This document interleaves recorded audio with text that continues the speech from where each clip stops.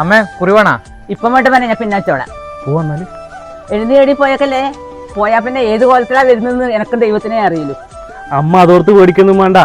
എന്റെ പേര് നടക്കണോ പിന്നെ അതെല്ലാം അന്നേ നിർത്തിച്ചു. ശരി തന്നെ മോനെ, അതിന്റെ ഒരു മാറ്റവനുണ്ട്.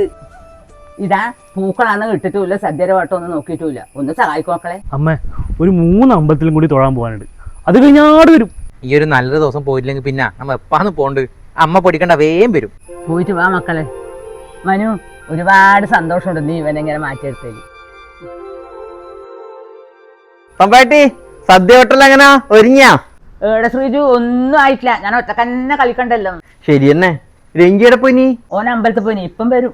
അമ്പലത്തിലാ? അതന്നെ എനക്കും അതിശയം. ഇതുവരെ ഒരു അമ്പലത്തിന്റെ പടി പോലും ചവിട്ടാത്തവനാണ്. ഇപ്പൊ സന്തോഷായില്ലേ? എല്ലാറ്റിനും അതിൻ്റെതായ സമയമുണ്ട്. ആ മനുവിന്റെ കൂട്ട് കൂടിയ പിന്നാണ് ഓൻ നന്നായത്. ആരെ? മനുവിന്റെ. ഇതേടെ പുതിയ ഐറ്റം ഈ ഭാഗത്തൊന്നും കണ്ടിട്ടേ ഇല്ലല്ലോ. ഹാപ്പി ആണോ? നിങ്ങളുടെ ഒരു നോട്ടം പോലും ഇല്ലല്ലോ. അഹങ്കാരം പിന്നെന്ന് പറയണ്ട്. എൻ്റെ മോനെ, ആ മഞ്ഞനെ ഞാൻ നോക്കാം, ചുവപ്പിനെ നീ നോക്കിക്കോ. എനിക്കൊന്നിനും വേണ്ട. ഒരു കാറ് വരുന്നുണ്ട് മോനെ.